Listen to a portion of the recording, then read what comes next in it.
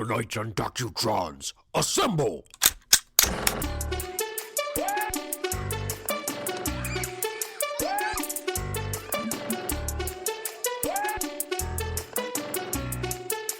Okay, so back in the day, I was way above the wave, man. I traded in the girls for the video games. I played so much Super Smash Bros. Other kids called me names. They called me Mike Tyson. You want paper doc over with you? Paper Doc wants to spoon with us. With first graders, and they were like really musty today. I'm like, I don't even smell like that as a first grader.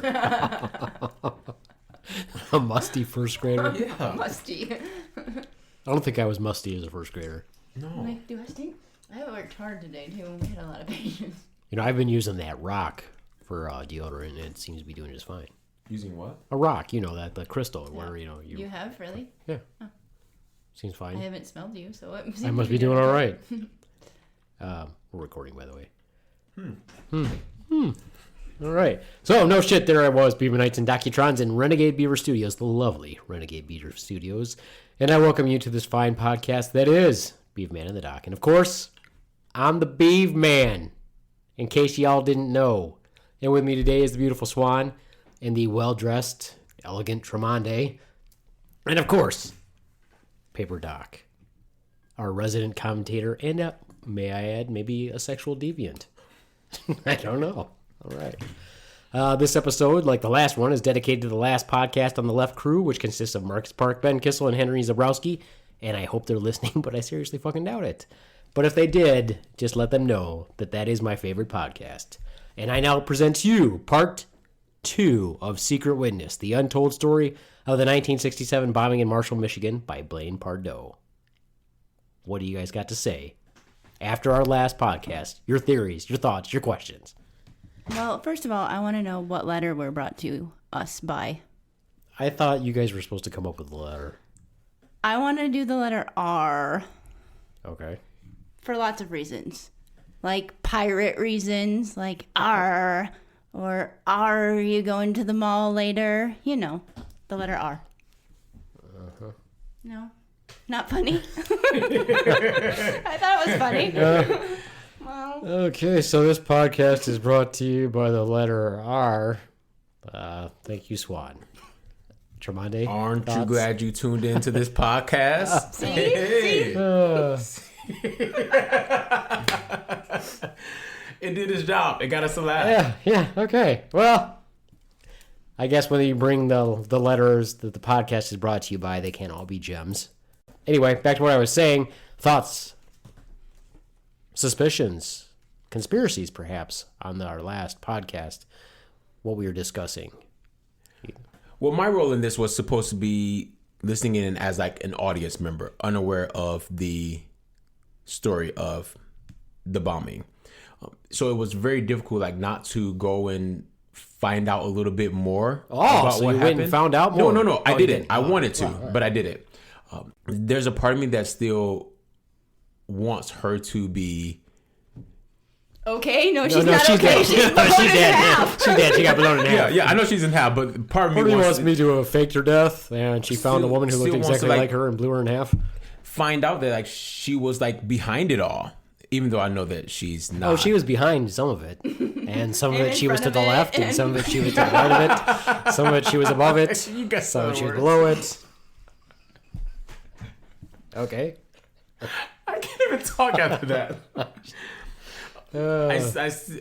But I still have a lot of questions for the postman. So if we can find him and ask him some more questions, that would be good. Because I feel like he should have been like one of the first people that was contacted. Sure. Yeah, I have a problem with the police. Like, they kind of dismissed him. Like, oh, he said he was delivering mail, nothing else. And they never questioned him again. They never, I don't know. That really bothers me. What? Well, you have to remember this story's written by a historian. It's not written by a cop or anything. So we don't know. Maybe they grilled the shit out of him. But as far as we can tell from reading the book, they basically got his statement and that was the end of it. I don't know. Maybe they waterboarded him. You never know. It didn't seem like they did much of anything to him. What if they stuck a straw up his penis? That would be painful. And I don't even have one of those. R. Arr. So do either of you have any like sort of conspiracy thought processes about any of it? I think one of my biggest things I brought up last time was the fire that was started. Yeah, that's on my list too. So there was a fire call right around the time of the bombing. Did they ever figure out who called that or what the fire was about? They didn't mention that. They just said it was a mattress fire. That's all we know. So I don't know back then. Was there like 911 tape? Like, can they go back and see who called it or who traced the number to who called it and find out, more information about that? Well, I don't think 911 existed then. Probably not. Probably everything was done by operator and switchboard. But I don't know if they recorded it in some way or had a dispatcher that was like on third party on the line. But it seemed like protocol with that, like information would have still gotten taken, Oh, yeah. I would imagine they'd probably do some sort of paper report. Right. And maybe they didn't inquire on who was calling. Maybe it was the people. I mean, I don't know if it's hard to say if the call itself would have been important, because if it was a fire started at somebody's house, most likely they probably called and said, hey, there's a fire at our house, and that was it. And the fire department went out there. It's not like we think, I mean, personally, I don't think that Enoch called the fire in. I think that he probably started it. That's what I'm thinking. Not necessarily do I think he called it in. I think the people who most likely were around the fire probably called the fire in. Because remember, all he had to know was when the postman was delivering, about approximately time. And to know that it was not uncommon for the postman to deliver a package that was addressed at home to a business. So, I mean, he would have wanted, either way, he was good to go, because if he if he got them at home, that would still take them out of the restaurant. If he blew it up at the restaurant, that would also take them out of the restaurant. So either way, he's got a good shot of taking out his intended target, I would assume. So my question is, why didn't the police do a better job? Like, it took a tip from Detroit police running an article in their, Detroit News, running an article for people to give tips. Well, okay, so for those of you who didn't listen to the last podcast, shame on you. Listen to the fucking last podcast, because then you're going to be totally blind on going, you'll be in the dark about this podcast. But basically what happened in the last one, we talked about the town of Marshall, and there was a bombing there on August 18th in 1967. They couldn't figure out who the fuck did it. Basically all they had to go on was the evidence from the exploded bomb, witness testimonies, handwriting samples on the package itself, and then they thus narrowed it down after getting tips and running around and finding out that Mr. Poyer Sr. or Mr. Poyer, Paul? Was it Paul? Yeah, yes. Paul was a man whore. Interesting story, but that kind of led them around, running around, chasing their asses, trying to figure that out. And basically what they came up with was handwriting samples, and like you said, they had to, finally, the postal inspector went to the Detroit News and asked them if they would run an article about the bombing and show some handwriting samples that they had from the packages and see if that spurred anyone to give any evidence about the bombing. What was really stupid, in my opinion, is the witness, or the secret witness, was in town. They had to be run in the Detroit News for the people in Marshall to look at the paper and go, oh, I know that signature. Yeah, I feel like they dropped the bomb. When they talk about it being such a small community, they should have passed it around their town a little bit more, because everybody knows everybody, and everybody probably knows everybody's handwriting from working at the post office or the bank or wherever you write your name. Right, like in the grocery store. 1967, Everybody wrote checks at the grocery exactly. store. You're right. So in 1967, people were writing stuff. It wasn't digital. They weren't sending text messages. Everything was typed. It was handwriting. Mm-hmm. So why would that be any different than walking around? There was one point in time where they had a witness sketch of somebody that was an asshole in one of the cafes and was an asshole in another cafe, and they never found that person. But they were walking around, with this picture or whatever, or showing this picture or looking for this suspect. So why would that be any different if you had a handwriting sample going from person to person and say, hey, do you guys recognize this handwriting sample? Yeah, I feel like the little town of Marshall was trying to cover up their dirty laundry, honestly. Like, they didn't want it to be somebody from their town. That's my theory. I think that you could be correct in that, because there were calls to the... Anytime there's a high-profile case like this, obviously there's going to be lots of people with stupid theories, or like, oh, I think my neighbor did it just because he's a dick. Or I think some colored folk did it just because they're dicks. And there was a point in time when they're like, oh, well, we think it was colored people because there were so many racial issues in Detroit and the Battle Creek area also. So they're like running down these leads that are based on nothing. Yeah, maybe they were trying to divert a little bit away from Marshall because they just felt that obviously evil doesn't live in Marshall. Well, evil lives fucking everywhere. There's killers everywhere. Agreed. And not to make this about race, I bet the response would have been different for that postman, or I feel as though it would have been written different about him had he been black. Huh. Were postmen allowed to be black back then? I'm just kidding. I don't know. I'm just kidding. Probably. Not in the town of Marshall. No. Well, I mean, in the Pony Express, there were that far back. If you remember, most of the cowboys were black and Mexican. I always make it out to be the white guys. There was a good mixture of. To segue into history about the cowboy, if anyone's interested. Basically, because it was a tough and shitty life. Anyway, not like they make it out to be in the movies. So that brings our audience up to speed, I guess. But once again, like I said, go listen to the podcast. It's quite good. So who was this douchebag known as Enoch Chisholm? Well, Enoch was a douchebag, as I said. But if you remember from when I originally presented the case, when that first days of the investigation, they'd asked the local, I think the sheriff, or Calhoun County Sheriff, if he had any suspects in mind who he thought could have possibly committed the crime. And the first person he said was Enoch Chisholm. But he got ruled out right away from a handwriting sample. But you also remember when he gave the handwriting sample, he broke the pencil. And he was very nervous, and they ruled him out just based on the handwriting sample. But he had a lot of run-ins with the law, and he was, like I said, a douchebag. He liked to hit his wife, liked to beat his wife, so he was a known wife beater. So this is a little thing that bothers me. Everybody in the community, it seems like, knew he was a wife beater, and they were cool with it. But he was still an okay guy, because he went to church and Repented for his sins. well, he was a member of the community. He held down a job. He coached the boys' baseball team, worked on construction projects for free for the church and that sort of thing. And his only tie, apparently, to the cafe was that his mother-in-law worked at the cafe. But apparently, like I said, back in 1967, it was okay to beat your wife. Yes. Yes. No, maybe so. No, probably not. And he was also convicted of arson. So he attempted to, and this is where the race thing kind of goes in too, is he set fire to a home that was owned by his brother. There was no tenant in it anywhere. They had already vacated the premises. He sets this fire, and I guess right across the street, a people of color had moved in. And so they speculate that possibly later on after the fact, after they've already done all the court trials and everything, that maybe he actually set the fire hoping it would spread to the other house and to burn that down. I mean, it's a stretch, but it's possible.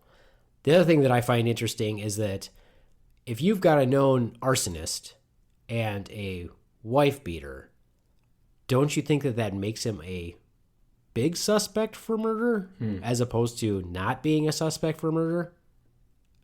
They seem to think that that's a stretch to go from beating someone frequently and arson to murder. I don't think that's a stretch. I don't think so either. No. I think that their understanding of what makes a criminal back in the day is different from ours today, because I feel like today we would look at that and go, there's an escalation of violence that we're seeing. I don't know. Another thing I want to know before we move on, what was the town gossip at this time? Because, the ladies at the beauty shop probably know something, or the barber shop, and everybody talks to everybody at the football games and all that. So what did the town say was going on at this time? Or were they not talking? There was lots of things. Everybody was trying to say, well, maybe it's my neighbor, or maybe it's this person, maybe it's somebody out of town, maybe it's this colored people, maybe it's people we don't know. Maybe there were people who were saying, oh, I think it was, my wife cheated on me with this guy, so maybe it was him because they want to get back at that person. So it was all that sort of thing. Maybe people did think it was Enoch, but because he was a well-known character in the town, he was basically, if you think about it, there's conflicting thought processes in my mind. Part of it is they're saying that he was this person, but he held down a job, but they knew he was a wife beater, and they knew he'd been convicted of arson. But there were clearly people who suspected him, but nobody was really coming forward and saying, I'm pretty sure this guy did it, because maybe he was a really scary individual and they feared for their own lives. Maybe I don't know if this is like the first major crime, if you will, that they've seen, and maybe they just didn't know how to respond to it. Well, I mean, not being from Detroit, Chicago, New York, where bombings happen all the time, Right. it might be a little, it might be a little bit different. But they'd said in the past that in the book it says that up until this point, maybe there was like 1 or 2 murders in the whole area, and Battle Creek was like one of them. But in that community, there really wasn't that where it happened very often, Right. and they were usually solved also. Maybe that was part of it. I'd like to point out also that when Enoch Chisholm did go to trial for the arson, they basically slapped him on his wrist and let him go. He had to pay some court fines, and that's about it. But because he was an upstanding citizen and gave his services away and did all these good things, he got out easy. Well, the judge felt that maybe he had some stressors in his life, and so Like he beating recommended... his wife, he didn't take it out on beating his wife. That didn't relieve his stress. Well, you know, that you would think that that would relieve his stress, but apparently it didn't. No, so the judge did recommend that maybe he consider getting some psychological or psychiatric help at the sanitarium in Battle Creek or somewhere else because he'd been in there before, and so he just kind of let him go and said he was fine. He got 2 years probation and a couple of fines, and that was basically it. So I said he was a well-known wife beater. Like I said, I found it interesting that they don't think that that's a progression of violence, because I think it is. Enoch's wife first filed for divorce in 1951, but every time she filed for divorce, apparently they seemed to work things out. She did file again in 1965. The list of abuse, of course, he slapped her around. Apparently he slapped her around at work also. At one point, he attempted to put something in her coffee. He made her some coffee. She tasted it, said it didn't taste right, and then found a white substance in the coffee grounds. Okay, so that's like a red flag because we just know. But we know that Mrs. Pouyer had some unknown substances delivered to her as well. Right, and they figured out that that was basically lye, which is the main part of Drano. Yeah. Again, part of this, though, is... I wouldn't want to say it. I'll say this. This is all still circumstantial. We have no proof that any of that even happened, though. Because this is coming from his wife, who said that she found this substance in her coffee and blah, blah, blah. Not saying she's lying, but if you've got a guy who's been beating you for the past... They got married in the 40s, and this is the 60s, and maybe she felt there was no other way to get rid of him. It wouldn't hurt to make things a little bit more well-known, I guess. Once you find out some facts. If you found out some facts from the case, you could easily make up some stories to tell the cops. Right. You find out the pills had a white substance in them that was lye. Why not say that he tried to poison her? Because she didn't. It's not like she told the cops. Let's see. The cops have been on call there. He came after his wife with the knife. He's thrown like a monkey wrench at his daughter. He attempted to run her car off the road with his car. Here's the really funny one. Here's some good police work for you. No offense, police, if you're listening, but you weren't in Marshall in 1965, so I can't really blame you guys anyway. So on May 21st, 1965, the police were called to the Chisholm home. This time, Enoch had a shotgun and had threatened to kill his wife, Bernice, and the officers. When the officers arrived, Enoch did not have the gun on him. All the police did was tell Enoch to spend the night somewhere else. He told them so wife beating was accepted back then. Right. Mm-hmm. Yeah, I said that. Remember? Yeah. We talked about I remember. So the police tell Enoch, hey, just get out of here for the night. So he's like, cool. Yeah, I can go cool off somewhere. If you don't mind, I just got to go get some shit in my bedroom. And they're like, sure, dude. Go ahead. Go get some shit from your bedroom. Guy goes into his bedroom, and they're like, maybe that wasn't such a good idea. Maybe I should go check on him. They go in the bedroom, and the dude's loading the shotgun. Good idea. Yeah, totally a good idea. So he tells them, oh no, I'm just putting it away so that the kids don't get to the shotgun. And they let him go. I feel like if anything like that happened today, he'd be thrown on the ground, hogtied, and thrown in the back of a police car. But back then, they're like, oh, you were just going to put the gun away even though we see you loading it? Oh, no problem. Just make sure you go somewhere else today. This guy was such a douchebag anyway. He got fired from Kellogg's for drinking on the job and apparently also swung at his supervisor. And then he ended up getting a job with Clark Oil. He was a very smart guy, in my opinion. He was always trying to make money. At one point in time, he got part of this scheme where he gives this dude a bunch of money And the guy's plan, or what he told him the plan was that he had a machine that would turn $1 bills into $20 bills. But that didn't work, of course. He's not that bright. Despite being a huge douchebag, his wife was back to it with him in 1966 because he had a stable job and there were no longer any more calls of domestic abuse. So, some other key points about Enoch. He was from Arkansas. The Poyers were from Arkansas. They were from a town that was about 30 miles apart.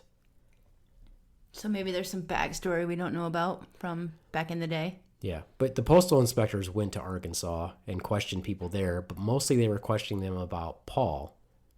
And Enoch apparently didn't know the Poyers, but I think that's a little bit odd that they're both from Arkansas. Was there a relationship there between Enoch and Nola? Was there a relationship between him and Paul? Who knows? They didn't really delve into it too much. Clearly, he was a jealous dude. He'd threatened to kill his in-laws who lived next door to him and his wife. The one that worked at the cafe? Yep, he threatened to kill them when they didn't believe him that Bernice was running around at him, which was not true. Who was it that revealed all of this information? I'm assuming most of the information comes from Bernice, his in-laws, and from the eldest daughter. Because they're the ones that are mentioned the most. The eldest daughter actually testifies in court also. Against him? Against him. Yeah. So investigators ended up getting a bunch of handwriting samples from a bunch of sources, and they were informed by a source that Chisholm had used dynamite in the past to blow up his septic tank. Although locally there was no record of any dynamite purchased by him, but he could have gone outside of the town to purchase dynamite. Like I said, back in the good old days when you could buy dynamite at the hardware store. But he also told the investigators that he knew nothing about dynamite, which that might not be true. He did blow up a septic tank, so he knew some sort of a way to use it. But he also said that he really didn't know of any other way to blow up dynamite except for using a fuse. Of course, we know that the bomber didn't use a fuse. Obviously, he used some sort of blasting cap rigged to some sort of device. He was arrested on October 11th, got read his rights, and then instead of shutting up in the car, he started running his mouth. Even though the cops told him, hey, dude, we'll talk to you about this at the station, he wanted to talk. Some of the things he said were as follows. Let's see. I want to talk about it. You got it all wrong. Why don't you kill me? Take me out and shoot me. And he said he hardly knew the woman who was killed. Claimed he'd only been in the restaurant about 6 times in his life. So when the cops went to Mr. Poyer and told him who he'd arrested, he didn't know of any reason why Enoch would want to kill Nola. All he knew was that at one point he'd heard that Enoch had wanted to buy the restaurant. I ask you, is that any type of motive? The guy just wants to buy the restaurant, so he blows up Mrs. Poyer? But then why would you blow her up in the restaurant that you're trying to buy? Right. Because then that's just more money that you have to now spend to possibly remodel, you know? Yeah, you definitely got to remodel. You know? So why? Gotta get some sort of cleanup crew in there. Maybe he wanted to keep a little part of her in the restaurant with him when he owned Like a it. part of you will always be here in this restaurant. That's possible. It's wrong but true. I mean, isn't it true? You know, who we haven't heard from is we haven't heard from Paper Doc on this issue. Paper Doc, have you got any theories about what has been going on? You know, I really, first of all, let me thank you all for being here on my podcast of Beaveman and the Doc. You're welcome. Be gracious, exactly. Be gracious to Paper Doc. What I'm thinking is happening here is maybe perhaps they knew each other in Arkansas. I think it's a very good possibility. And I feel that this motive is extremely thin. If you wanted to buy a restaurant and somebody tells you no, why blow them up? You could just buy another restaurant. It doesn't make any sense to me. I think it's a paper thin motive, not unlike how paper thin I am as Paper Doc. That's a really good point, Doc. Thank you. But I feel like that point was already brought up. But hey, thank you. I do appreciate it. Yeah. Thoughts on that?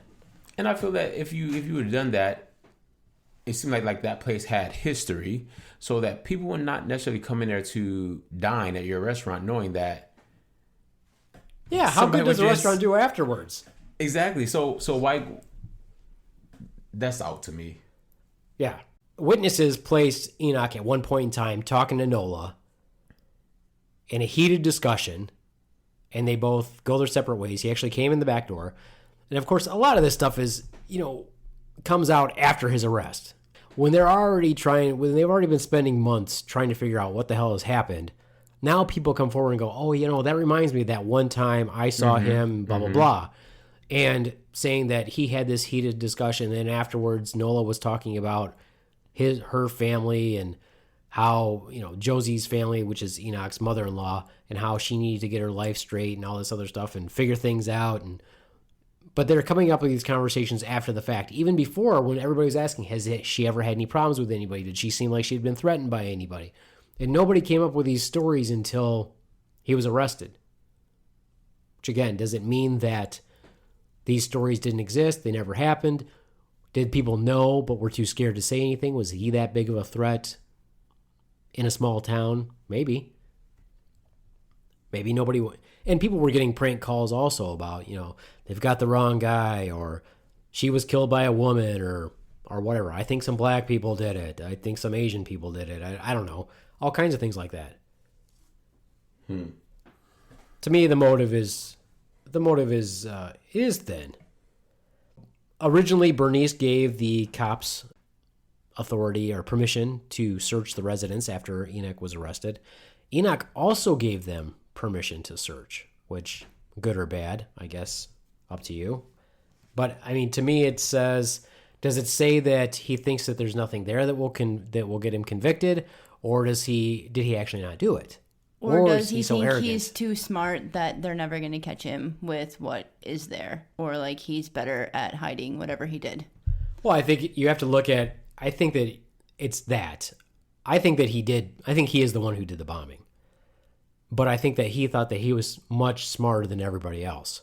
For example, when he got convicted of the arson, he said he didn't do it, but there were oil cans in the house.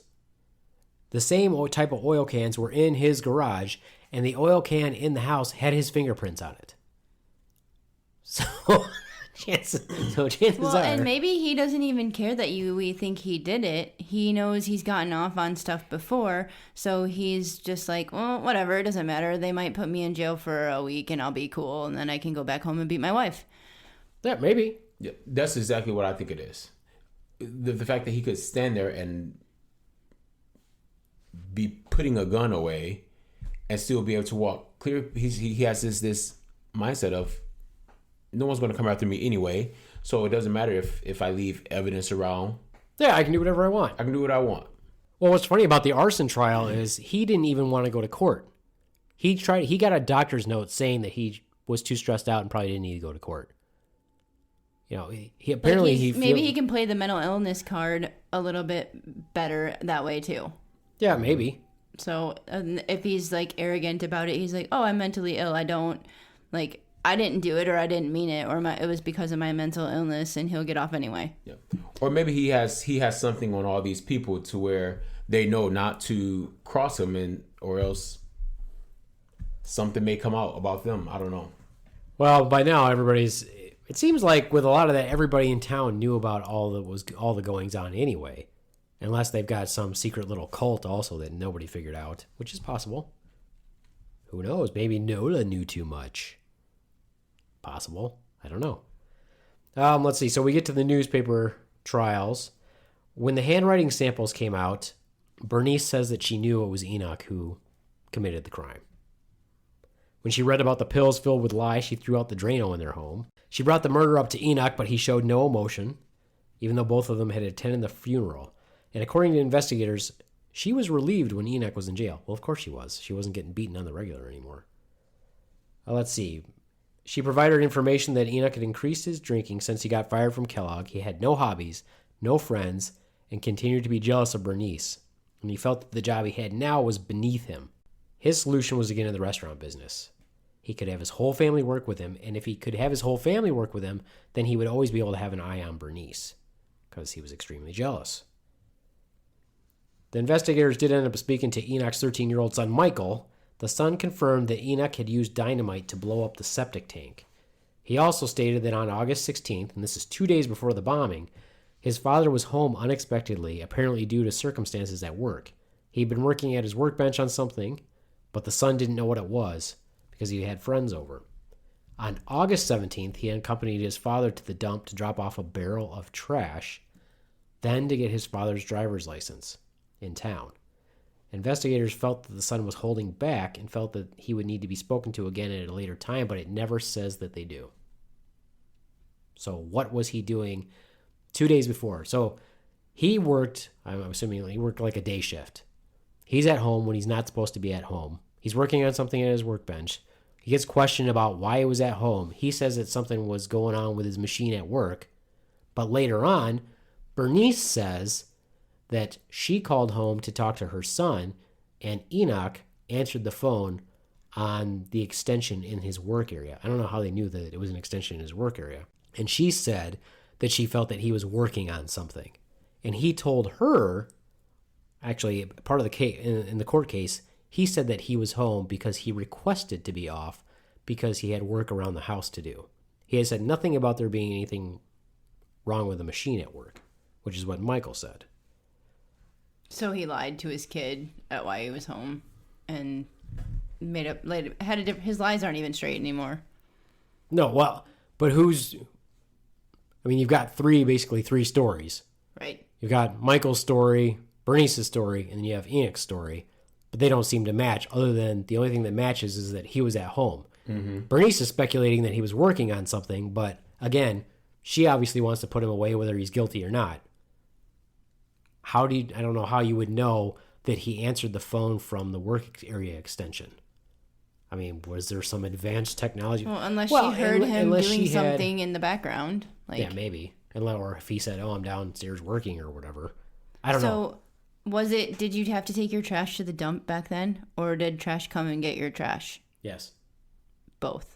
Yes? I don't know. I'm pretty sure it was both. So. Pretty sure we had sanitation workers back then also. But most people didn't pay to have the sanitation taken away. Most people took their stuff to the dump. So that was Or they dumped common. it at home. Okay. Remember, this is the generation of waste. It's not as big. So people just dump shit in their backyard. Yeah. Or they took it to the dump. Well, my parents had a dump. My parents have a dump at their house, and they dumped stuff and then they burned stuff. We had a burning barrel up until the time I was 13 years old. We didn't start using. Okay, because I was thinking he's taking his trash to the dump to get rid of something that he doesn't want to have at his house. Well, one would assume so. But of course, how are you going to find that trash? And they never say that they go to try to find. Yeah. Yeah, they never say that they go to try to find it, which I would have said nowadays. I'm like, yeah, dumps were not as, obviously they wouldn't have as much garbage as we have now, but trying to find something in a garbage dump now would be impossible. I mean, imagine how many bodies are in the garbage dump. Bodies, body parts, severed penises. I don't know. Rats running around with a little penis. Showing it to others like a scepter. I'm king. This is mine. This is my penis. Let's see. Investigators also spoke to the oldest Chisholm child, Sharon Norton. She stated that when she saw the newspaper article with the handwriting samples, she knew it was her father. Deep, man. She also confirmed that Enoch had beaten her mother and the children and had threatened their lives on multiple occasions. She also states that Enoch had admitted to committing the arson to his wife Bernice, though he'd always denied it in court. So did she still live at home, or was she out of home? She was out from underneath his thumb, basically. She married somebody who was in the military, so she had her out. Yeah. Evidence collected at the Chisholm residence. There was a Fisk battery from the nightstand. The Fisk battery brand was the type that was found, if you remember when we discussed the evidence, in the bomb. Yep. There were red and black marking pencils. If you remember, there was red writing on the package. Pieces of aluminum. We found some of that in NOLA. Pieces of wire. An alligator clip. Remember, they found that embedded in the ceiling. Let's see. That was obtained from the floor of Enoch's car. That doesn't sound good. Rolls of electrical and masking tape. A pill bottle found in the medicine cabinet with clear capsules containing a white substance. Brown wrapping paper. A red container holding electrical wiring components, and hair samples from the Chisholm family members were obtained. And Bernice also provided additional handwriting samples from Enoch, from his little black book of douchebaggery, his checkbook, etc., etc., etc. Sounds like enough evidence for me. Perhaps. In multiple locations, like his car and his house. So Just wrecked him. Damn near killed him. poor Nola. I'm sure her rectum was destroyed. What we can be sure is the rectum was intact. I don't know. Maybe. Let's see. The garage door opener. Here's a little interesting tidbit. The garage door opener had been modified with a clock mechanism that was rigged to stop when the door was open and closed. So in this way, it was speculated that Enoch was keeping tabs on the comings and goings of his wife. So, in other words, he could tell, the clock would stop and he could tell when she came and gone. That's pretty messed up. Yeah. Probably seems useful for bomb making as well. Well, that was the thing, is it also made them suspicious that, well, if he could rig that, then it's possible that he could rig a bomb. Right. The investigators also talked to Bernice's sister, and she related that the family had a meeting several weeks prior at her mother's house where they discussed the murder and their suspicions that Enoch did it. How fucked up is that? So, I guess Enoch was not at the meeting, by the way. They're like, hey guys, can we get together? And Enoch's like, sure, what time? They're like, oh no, this is just family only, immediate blood relatives. Why is Charlie going? He's the brother. He's not related to you guys. He's just married to that other chick. Oh no, he's a second cousin. So technically he's a blood relative also. Like, we're planning your surprise party. Yay, surprise reenact. No. Was his motive really a desire to buy a restaurant? Josie confirmed. No. Josie confirmed Enoch's obsession with purchasing the Tasty Cafe. She said Paul wanted to sell, but not Nola. And Enoch had asked Josie to approach Nola about selling. Josie never talked to Nola about selling the restaurant because, one, I'm assuming she's like, fuck that douchebag, Enoch. And, And he I know doesn't she's not want going to to work sell. for him.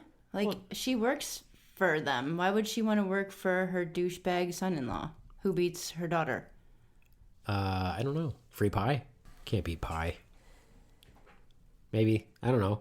But she never approached Nola. Once she knew Nola would say no. So maybe he wanted to buy it so he could fire his mother-in-law. I guess. I don't know. How much would a cafe go for back then? 20 grand? I don't know.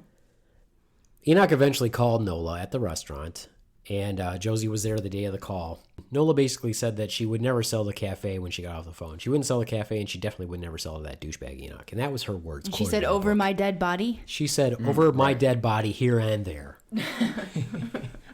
Over here and over there. And over here and over there. Investigators, of course, reached out to Nola's friends again to find out if they'd known link between Enoch and Nola. And out of all of them, only one did. And she'd been previously interviewed and did not recall the incident until Enoch was a prime suspect. And this was the whole conversation about where she had seen them together and they had a heated discussion. I don't really know if that happened or not.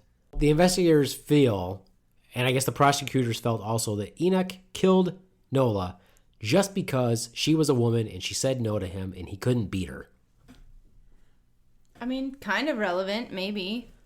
But still probably not enough to go to jail for. But okay. Like we said, why would you kill Nola inside the restaurant? It's one thing if you thought that the bomb was going to go to the house. But if it was common knowledge that the postman would bring the bomb to the restaurant, it doesn't make any sense. You're destroying the restaurant. Not only are you destroying the restaurant, you're also destroying the reputation because, I mean, afterwards, how good of a restaurant would it be? That's what Tromondae Like you said. said, Why how would you good want it to would go be. back for home-cooked meals by Nola when there was no Nola? By Nola, of Nola. With Nola. With Nola. She's with us at all times. Yeah, I mean, and I think now, I don't know what it's like. We're going to have to go to Marshall and see what building is there now or what establishment, what business is there now. As of the writing of this book, it said that it's a dance studio. Okay. So it should be pretty easy to find. It's supposed to be up right across from the post office. So now they've got the evidence. Now they've got their plan. So they're going to trial. So another thing, maybe he wanted it done there because his arrogance wants it done at a big place. Like, if a bombing just happened at your house, it's not really a big a deal. Like, he gets more publicity if it's like a building, like a famous place blown up. Well, I think that there's a couple of possibilities. One, I think that if you really wanted the restaurant, even though you know that the bomb can get delivered to the restaurant, he could have just addressed it to the restaurant in the first place. So I'm not necessarily 100% sure that he wanted the bomb to go off in the restaurant. I think that was a fuck up on the post office's part. Okay. Yeah. I think he wanted the bomb to go off at their house.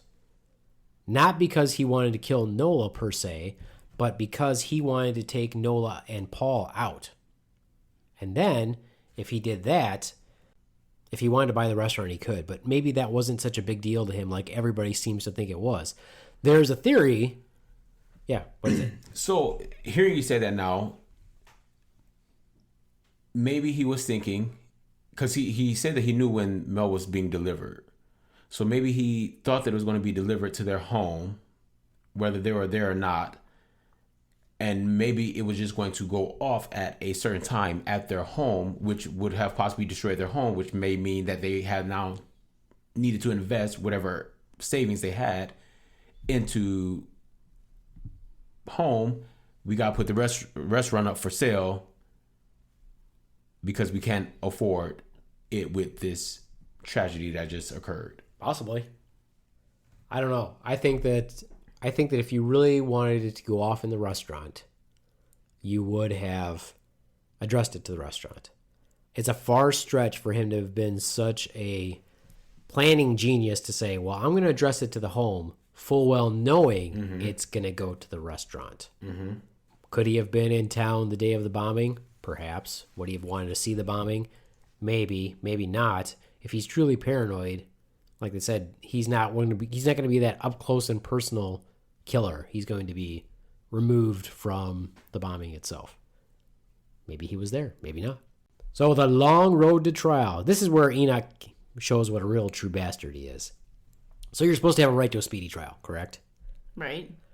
So in 1960s, the laws were changing. For example, apparently, if you wanted a public defender, if you didn't want to pay for your own attorney, if you didn't have the means to getting an attorney, then one would be provided for you, okay?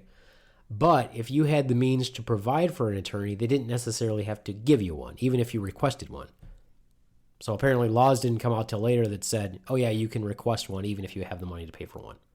Enoch requested, after a time, said, I don't want to pay for it. I want a public defender.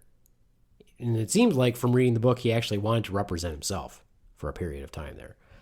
But the prosecuting attorneys didn't want him to have that option because they felt that if he didn't have a strong defense, then later on down the road, he could probably appeal it and say, oh, I didn't know what I was doing. Let's appeal this case, and then I can get out of being in jail.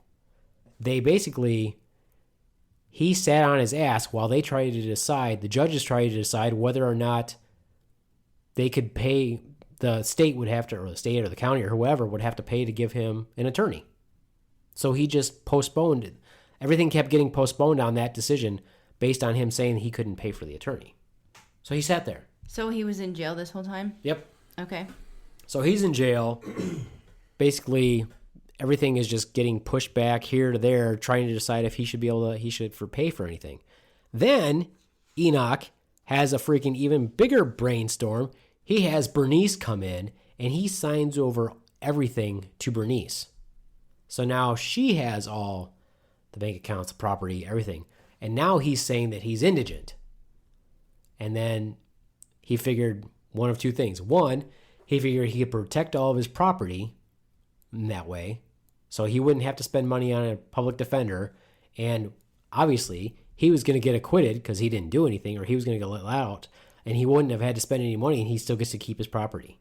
And he was trusting the fact that Bernice is going to stay by his side because she's battered and beaten and loves him forever. Right. And wants to continue to be beaten. Right. Well, maybe she was what do you call that? Sadist? Masochist? I don't know. What ended up happening was Bernice, signed the paperwork with him. The judge got pissed at the attorney for even letting that happen, understandably so, and ended up eventually 2 attorneys were appointed for the preliminary hearing for Enoch Chisholm. So he eventually gets 2 appointed attorneys who are going to help him not prepare for the case, but just for the preliminary trial. And so during the preliminary trial, they have to establish that they have a case, that a crime was committed, and that it should go to trial. So it's not in front of a jury or anything like that. It's in front of the judge. And day one was November 16th. 14 witnesses were brought in. The motive was not discussed. Mr. Poyer was the last witness, and even he stated he didn't know why Enoch would want to kill Noah. As if you have to really... somebody killed her. Who knows why? Isn't that what people always say? As part of a murder anyway? Don't people go, I don't know why anybody would want to kill him? No, does anybody sit there and go, yeah, that guy's a son of a bitch. I can understand why somebody would want to kill him. Maybe it happens. I don't know. No, everybody's funeral was like, she was so great. He was so great. And he could have been the shittiest person on earth, so... Or like when you realize the murderer lives next door to you, what does everybody say? He was a quiet man. I never thought he would do it. I never think he would do it. He always seemed so nice. There was a time he usually peed outside. That was a little odd. Did have a bathroom. But hey, whatever. Speaking of which, back to our initial conversation. Here's one I was the other day when I was taking the daughter to school. I was wearing running tights, a sweaty tank top, and Crocs. And on my way to drop her off, I was like, this is not good. Should the zombie apocalypse happen? Should the zombie apocalypse happen, I am completely... You're done. I am completely screwed. I'm not going to be warm. I'm not going to have the right gear. And fighting zombies even have a and place to put my utility knife. Fighting zombies in running tights and Crocs, should that ever be part of a movie script, is going to be pretty pathetic and sad, let me say. I'm probably going to be taken out really quick. All right. During the preliminary hearing, Enoch threatened to kill Sergeant Ritchie, the judge, Detective Kenny and Steinbacher, and John Jarek, the prosecutor. But clearly he's innocent. Wait, what? So during the trial, he threatened to kill all those people. Enoch did. Enoch? Under oath. Well, yeah. Quietly. Not under oath. Kind of Who as they heard walk it? by. Kind of as they walk by, he's like, I'm going to kill you. That sort of thing. Creepy murderer style. He was like, I'm going to kill you. Yes, Your Honor. How are you doing today? And he's like mouthing it to them. He's like, I'm going to shove a 2x4 up your pee hole. That sort of thing. Prosecutor asked that the case would go to trial. And of course, the defense did not believe that Enoch was the guy. That's the funny thing. And the judge said, let's go to trial. Okay. After the session on November 16th, Bernice provided the investigators with more information that she thought may have been significant. Thanks, Bernice. Probably should have did that way before. I don't even know if I could take her as serious because she's doing all this stuff after the fact now. Yeah, I don't know that I believe Bernice very And much. now she just got a chunk of money that she can True. have. But you know what? Bernice deserves it for that. For her beatings that she's For been her taking beatings. for 20 years. I'm on two things with that. One, why didn't she get out of it in the first place? She filed for divorce a shitload of times. She should have just left. Apparently, Enoch knew how to throw the D, if you know what I mean. You know what I'm saying? We got you. I also know how to throw the D. You know what I'm saying? You know what I'm laying down? You got it? You guys know what I'm saying, right? We know. I think Doc's by the D, the dick. Yeah, we got it. Do you got it? We got it. We don't want you it, got but we got it. You got it now. All of it. You got it. Okay. So, this is what she said. Enoch came home one day from work with his hands severely cut, his eyes somewhat blackened, and a cut to his stomach. He told his wife that a machine had exploded at work. The investigators talked to the Clark Equipment Company, and there was no record of this occurrence. Enoch treated himself at home with some salve, and if he'd been injured at work, as he claimed, he would have been required to seek medical care. So did this really happen? Did Bernice make it up? Was Enoch doing a trial run on making a bomb? So an injury of this nature could possibly have been caused by the premature activation of a blasting cap. Now, basically Enoch sat in jail. He annoyed all the other, this is the funny part, he annoyed all the other prisoners so much that they asked not to be in the same cell with him. And apparently there were 3 cells in the jail, and he was all by himself in the middle cell. While he was in jail, there was a prison break, and the inmates, 3 inmates escaped, and they left him behind. That's pretty funny. They're like, this guy's such a douche that we don't even want to take him on our prison run. They took forever to determine how his defense would be paid for, as he technically had no money any longer. And eventually, on July 14th, 1969, Bernice filed for divorce, and she got it all. So Enoch's plan to shelter his money and property failed, and by the time the trial started, Enoch had been in jail for, get this, 2.5 years. He was able to stall out from all of his little shenanigans for 2.5 years. The first day of the trial was 1/20 of 1970. And here is the prosecutor's case. The motive. Enoch admitted to investigators that he had been interested in purchasing the cafe. Witness testimony that Enoch had met with Nola and had an unpleasant and disagreeable conversation approximately 6 weeks prior to the bombing. Josie White provided testimony that Enoch wanted to purchase the cafe and had been looking to buy a restaurant. Josie also stated that they had discussed Nola's death at a meal, and Enoch seemed strange. I don't know. That guy's always pretty fucking strange. And said he did not think they would find who did it and that it must have been a child. Why would he even say that? Like, that's like a weird, random fact. Yeah, I don't know what child is like. Why would that be a child? Maybe that's what he was trying to make his handwriting look like. A child's. Who knows? So that they would catch him? I don't know. What? What do you mean? Like, he Elaborate. was trying to make his hand... If he was disguising his handwriting, he was trying to... That was his, defense. It must have been a kid. It wasn't me. Clearly, that handwriting looks like a child's. I don't know. Yeah, I don't know either. Evidence presented. Pictures of the scene to include Nola's eviscerated body. Witness testimony. The reconstructed wrapper of the bomb identified by Mr. Poyer as the package he had handed to Nola. Witness testimony about the pills Nola had received. The toxicologist testimony that the pills were filled with sodium hydroxide, chemically similar to Drano. Lie. Per the toxicologist's report, this would have caused a slow and agonizing death. Neutron activation analysis of battery fragments, masking tape, brown wrapping paper from the bomb.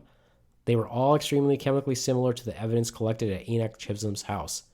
The marking pencil was so similar that it had to have come from the same batch as the one used to mark the package. But the hair found on the tape did not match anyone in the Chisholm family. Yeah.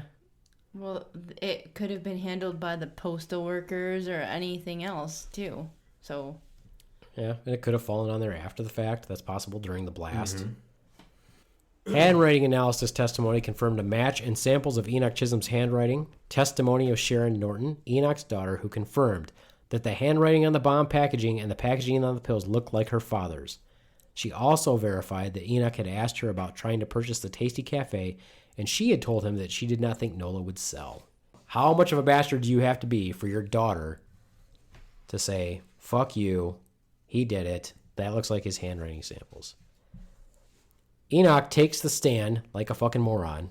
The defense was simple. They didn't think Enoch did it. And who had the most to gain? Mr. Poyer. They did the classic, the classic defense. Find someone else to cast doubt. Someone other than the person that's sitting on trial. Enoch denied that it was his handwriting on the bomb wrapping and on the pill package. Denied making a bomb. Denied mailing a bomb. Denied killing Nola. Denied any real relation with the Poyers. He knew them by name and by sight.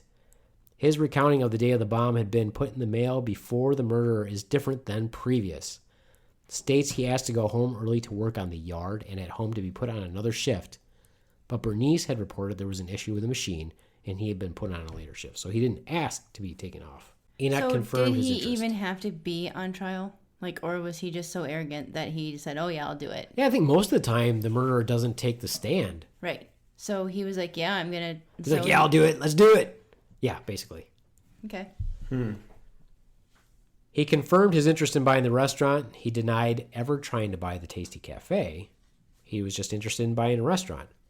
The marking pencils. He uses those at work, and they usually end up in his pockets, so they wind up at home. Batteries. He had lots of those. He had lots of things that needed batteries. Masking tape, he purchased that for painting. He denied any witness testimony that he had been in the cafe and had a discussion with Nola, which I don't know that I believe that conversation ever took place. He admitted he was familiar with dynamite, but did not know how to construct a bomb. He admitted buying dynamite to destroy a dry well, states he did not know dynamite could be set off by any means other than a fuse. He asked the employees at the hardware store how to use the dynamite. You know, these are great times, man, when you can just ask the employees at the hardware store how to use dynamite. Here's the thing, though. He'd purchased approximately 9 sticks by his own account. And did he really need that much to blow up a well? He said his first attempt with 3 sticks was unsuccessful. Also, the prosecution had learned that Enoch was lying about his experience with dynamite, and he had learned to use it when working construction in Arkansas. The defense expert witness refused all the prosecution's expert witness about the neutron activation analysis. So in other words, they brought in their own expert about that type of procedure, and it was somebody from U of M. So the prosecution had someone from the U.S. Naval Research Laboratory, the defense had somebody from U of M, and it was about who you're going to believe. And of course, that technical talk was so stupid that it lost the people in the jury. They're like, what the fuck are you talking about? I don't know what you mean. Break it down for us in simple means. You know, tell us who Mr. Poyer was screwing. That's all we really care about because it's interesting. We don't really need to know about this type of neutron activation analysis. Yeah. The defense called in a doctor who treated Enoch the day of the handwriting sample to say that he was sweaty because he may have had a kidney infection. But then on cross-examination, they said, well, did he actually have a kidney infection? And the doctor's like, well, I don't really know that he had a kidney infection. And then they said, well, could he have been all sweaty and stuff just because he was nervous and stressed out and anxious because he did something? They're like, well, yeah, possibly. So the doctor was an idiot and got thrown out also. Didn't get thrown out, but they're like, that's testimony that nobody gives a shit about. So in general, with the closing statements, they didn't think, defense didn't think they did it. Who had the most gain? Mr. Poyer. And the prosecutor said, well, we think he did it because he wanted to buy the restaurant. Nola said no to him, so she blew him up. The jury decided by 5 p.m. that they had found him guilty. And then he had some weird outburst saying, they sent my son to South America so he couldn't testify. He's the only witness I have. But in truth, his son was back from South America, had been back from, well, not really South America, Haiti. He was on a mission trip, but he'd been back a week before the trial, and the defense and the prosecutors, neither one of them felt that he needed to be a witness. He got sentenced to life in prison, and Mr. DeGraw, the attorney, ended up getting his reward from the newspaper, but not from the post office. And so that's it. We think this is the end of the story, right? Enoch Chisholm goes away for life. Justice has been served. Are you mad now? A little bit. Why are you mad? That's the end? Well, I mean, He's sort in of. jail. He still never admitted he did it. Right. Well, here's what ends up happening. Enoch appeals. He appeals based on the fact that he feels that the evidence that got turned over with his handwriting samples, that Bernice didn't have the right to turn that over, even though he also allowed them to search his residence. So that part got thrown out. But the other part of it was this. They felt that because he sat in jail for 2 years, he didn't get his speedy trial. So because he didn't get a speedy trial, they didn't have enough time to prepare for his court trial. Long story short, after multiple appeals, going to the Michigan Supreme Court, Enoch gets let out of jail. Okay, so now with that being said, he got out of jail for murder. Now he can't be tried for murder again, right? Is that well, not that that murder. law? He can't be tried for that murder again. That law is right. So now he can be like, yep, I did it, and they can't put him away for murder because of that. But what they could have done was they could have taken him to jail for sending a bomb through the mail. That's a federal crime. They could have done that, but they didn't. By then, by then, Jarek is no longer the prosecuting attorney, or whatever you call him, district attorney, or whatever they are. And so nobody's going to take it up because they feel the same thing is going to happen. The same thing would happen this time. If they took him to jail for the mail bomb, they would say the same thing. But he didn't have a speedy trial. So it would get thrown out again. So in total, Enoch only spent 9 years in jail. Now, when they let him out of jail, they found a hit list. People got to live in fear after that. Had the jurors' names on it, had the judges' names on it, the lawyers' names on it, all those good things. And not only that, from jail, Enoch sent Christmas cards to those people every year at Christmas. That's fucked up. Like, as a... Oh, that's fucked up. Like, he's just mocking them now. Yeah. Like, I got out of jail, Merry Christmas, and... With his handwriting. With his handwriting, you guys are schmucks, you know? Exactly. So Enoch gets out of jail. He moves to Battle Creek, which is about 20 minutes from Marshall, and the police start just kind of watching him. But then they lose track of him. So Bernice, who had gotten divorced when Enoch was in jail, she marries a guy in construction. 3 months after Enoch was released, a fire broke out at her husband's construction warehouse, and the case was never solved. Coincidence? Coincidence? I think not. Enoch moves to Albion. In 1977, he gets arrested with another convict, with a convict who apparently escaped from jail. They were caught on audio tapes planning to commit armed robbery. He was arrested and made bail. I don't know why he would make bail. But before he could go to trial, he died from cancer on 1/15 of 1979 prior to being tried. And so there you have it. The bombing of 1967 of Marshall, Michigan. But what questions still remain in our heads to this day? Why did he really Why? do it? Why? Why did he do it? Did he do it alone? Were there other people involved? Was the relationship between Enoch Chisholm and Nola Poyer really as simple as someone who just wanted to buy a restaurant? Your thoughts, Tromondae. Your closing arguments, if you will. I don't even. What did you want to happen? Like, I want to know why. Like, what was the reason? Still would like to know from the postman, why did he deliver it there and not just to their home? And I get that it was common for that to happen. There's just still some questions that I think are left open from that, but still want to know like why he did it. Like, what was the reason? What was he wanting to accomplish? There's a good theory that I can't remember which person had this theory. It might have been Mr. DeGraw, who was the secret witness. The theory is that their theory was this: the reason why Enoch killed Nola, and I don't think Nola was just I don't know that Nola was just the target. I think Mr. Poyer was too. I think they both were. Mm-hmm. Is because of this. Enoch's wife, Bernice, filed for divorce, but she wasn't bankrolling the divorce. Josie was. Josie, who was her mother-in-law, who worked at the Tasty Cafe. The thought is this, that if Enoch killed Nola and Paul, primarily Nola, that if Paul lived, he would sell the Tasty Cafe. Mm-hmm. Josie would be out of a job, either way. If Josie was out of a job, she wasn't going to be able to pay for Bernice's divorce. So instead of killing, the easy thing would have been for him to kill Josie. But if he would have killed Josie, everybody would have known right away it was him. He would have been primary suspect because he'd threatened to kill his in-laws several times. So, but if he kills Nola, Josie no longer has money. If he blows up the restaurant, he would have had to know the bomb was going there. Josie wouldn't have any money.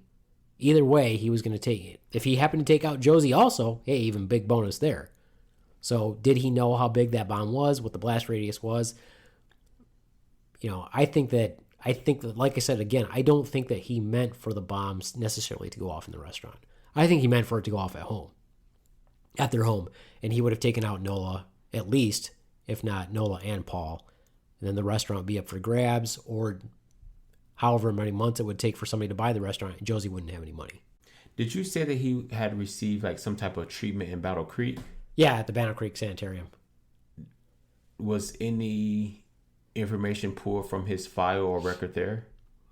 The biggest thing that they said there was that he had been seen for, like, you know, having stress and problems like that. And it seemed like, according to the psychiatrists or psychologists, whichever, I think they were psychiatrists, that the majority of his problems stemmed from his relationship with his wife. He was a very jealous person.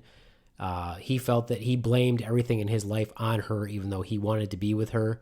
And they were basically telling him that, well, if it's such a big problem, maybe you should get away from her. He never blamed himself for anything. It was always blaming other people. And he felt that he was above his status in life, and things would be better if he had lots of money, et cetera, et cetera, et cetera. But they said that he was a paranoid person. They did say that. Capable of violence? Clearly he was capable of violence because he's beating his wife. Mm-hmm. And arson and... Right. Everything else. But apparently that's not such a big deal back in the day, I guess. So. Not so in Marshall. Do you think that he blew up the septic tank as practice for building a bomb. Well, I think blowing up the septic tank was stupid in the first place because if you blow up the septic tank, they said he said that he blew it up. He was trying to clear a blockage with dynamite. Yeah, that seems so. dumb. Like that doesn't make too much just sense. blew shit everywhere and made You it just worse. blew shit everywhere, and you'd have to replace your septic tank. So I think he was planning it for a while and like was practicing with his dynamite as an excuse to.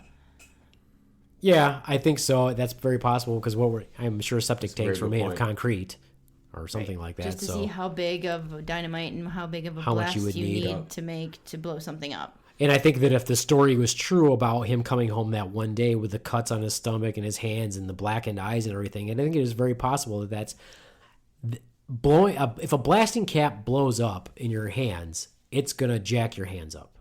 It's a very tiny thing. I mean, it's about as big around as a pencil, and it's about half the size of a pencil. At least the blasting caps that I've seen, and they're small enough for you to place into things. Like a firecracker?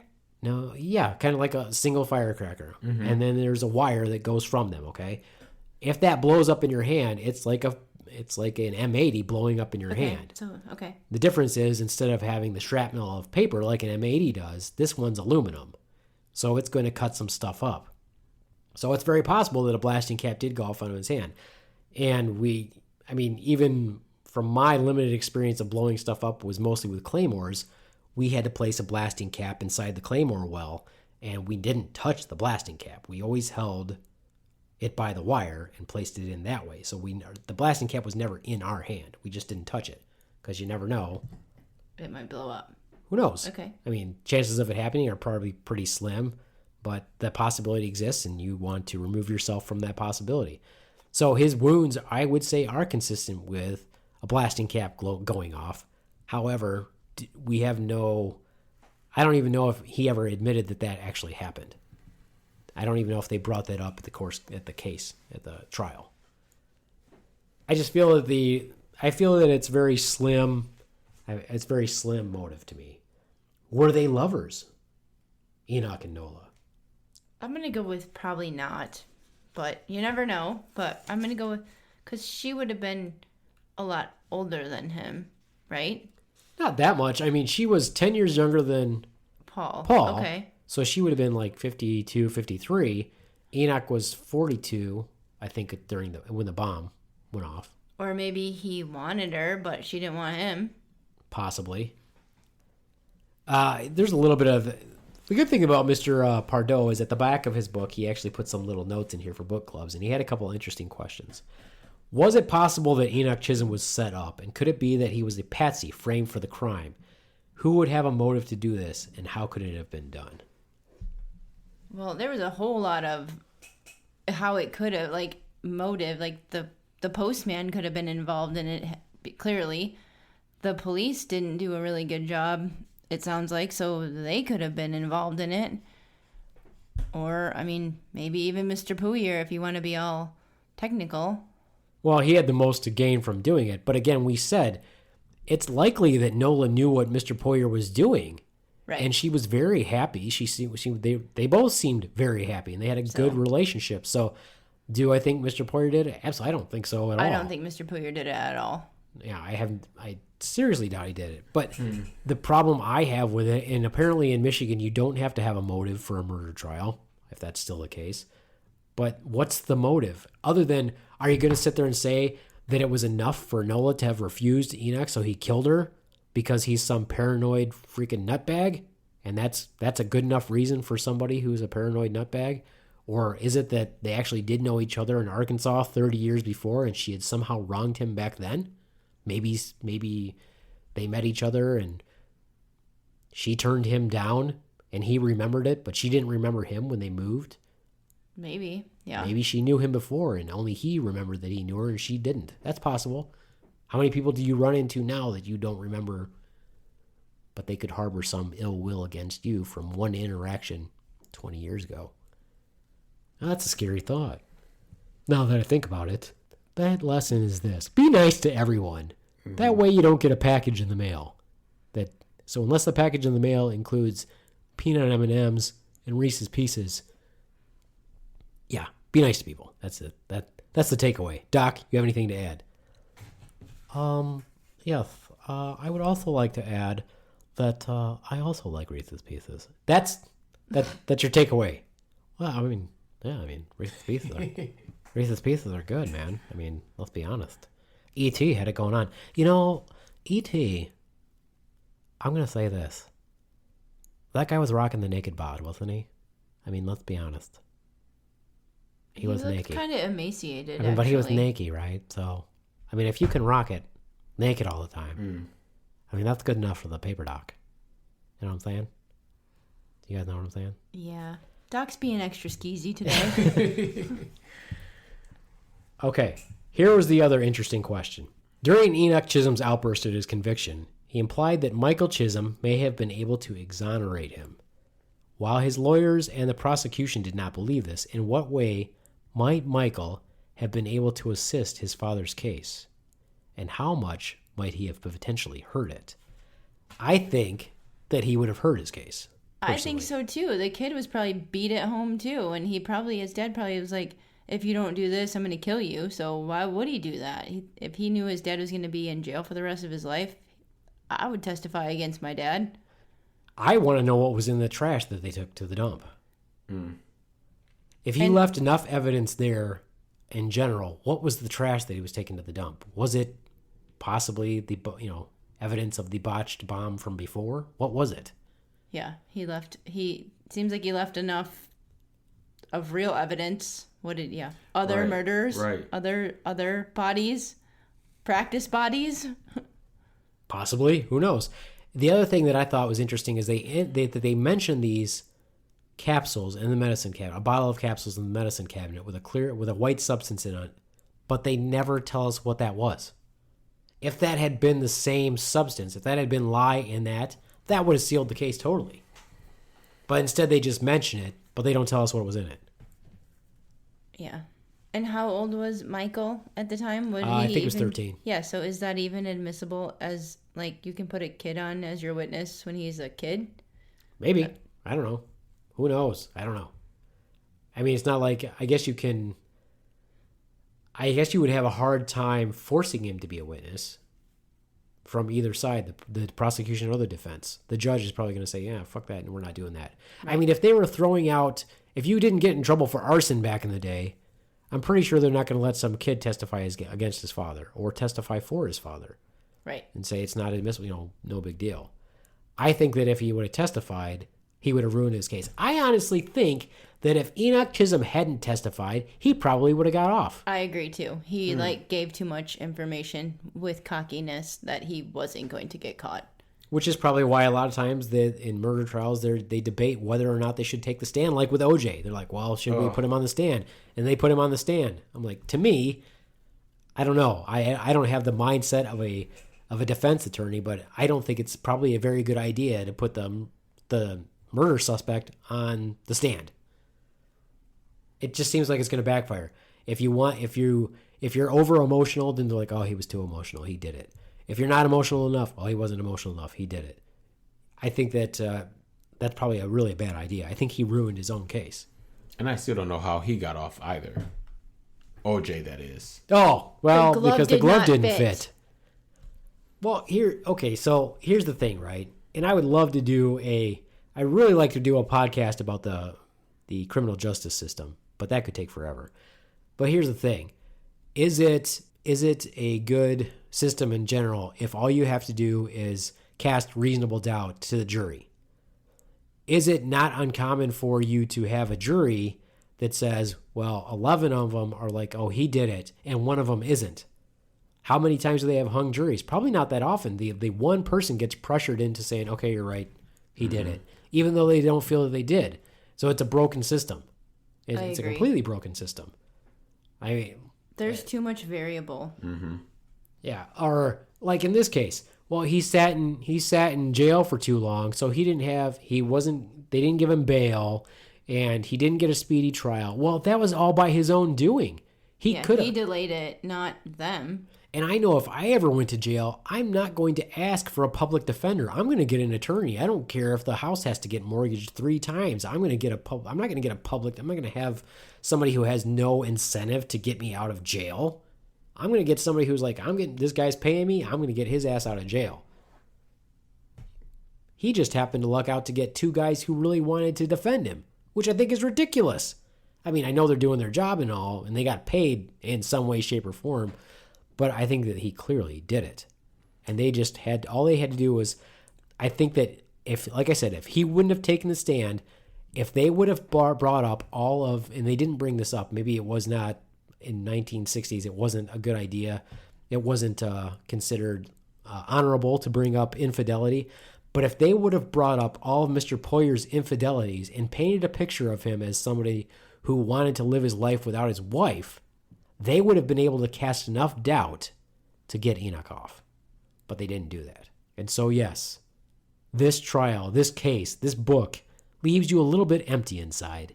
Very. Not unlike after you've taken a large dump. The difference but that's is, satisfying. Yes, the difference is after taking a large dump, you feel very satisfied. But it does leave you feeling empty inside. But it's a good emptiness. Yes, we can talk about poop, Tromondae. So, do I recommend this book? Do I give it the Beaveman thumbs up? I'm going to say yes. Grammatically, I'm going to say no. Subject-wise, sure. Mm-hmm. It's a solved case. I do believe Enoch did it. There are things that make me extremely angry about it. Clearly, just their insight into what makes a criminal was clearly off, because I think there was a total escalation of violence, but I don't think the motive fits, because I don't believe that Enoch Chisholm was crazy. In order for their motive to have fit, I believe you would have to be a complete psychopath, a paranoid psychopath, in order for you to just kill somebody because they refused to sell you a restaurant.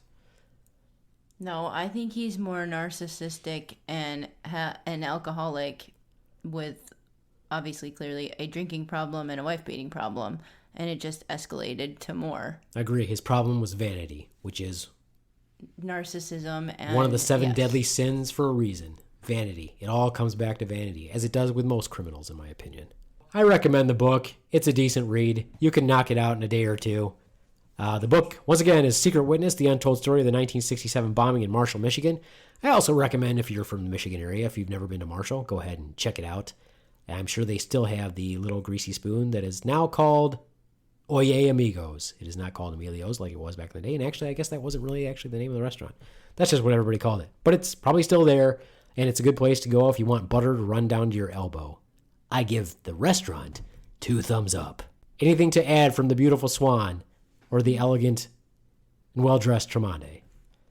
I don't think so. I enjoy since we like advertising what we like in Marshall, the Dark Horse. Okay. Oh, yeah, we were there. Yep, we've been there. Very good food. Very good ice cream as well. All right. And speaking as a black man, did you feel comfortable going to Marshall? It's when I go to certain places, sometimes I think like, am I going to fit in or am I going to be received here? And it's not that I saw something or anyone said anything that made me think that. It's just kind of just like a natural instinct that I have sometimes, which is very weird. Sometimes I hate that I question that at times. And just listening to this case and understanding a lot has happened since this bombing has occurred.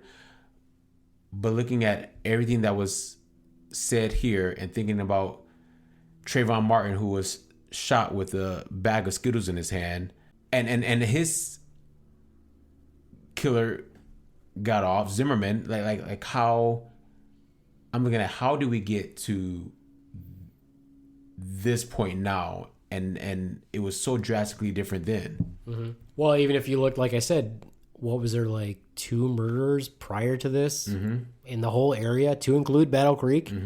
How did that escalation just go so rampant? Yeah. When I'm pretty sure the murder rate after 1967, probably after 69 in Battle Creek, jumped up crazy high. So I don't know. It's how do we get to where we are now and with a broken criminal justice system that's basically just making money off of having people in prison? Right. I don't know. These are answers that you will never get on Beaveman in the Dock. Because this is just my ignorant opinion. But once again, I would like to say that the inspiration for this was the last podcast on the left. Maybe someday I'll listen to my podcast and not hate it, because that would be pretty cool. Anything else to add?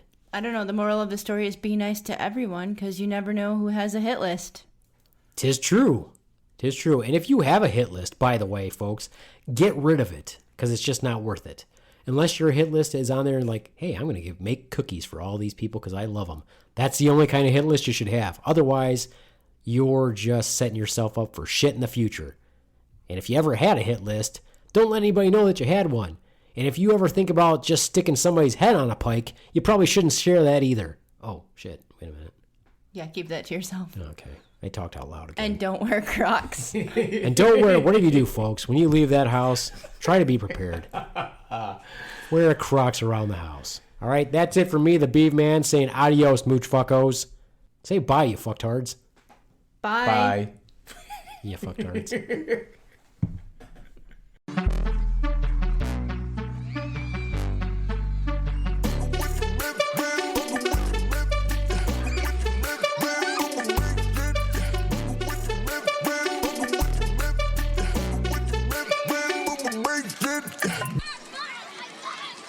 Pika pika.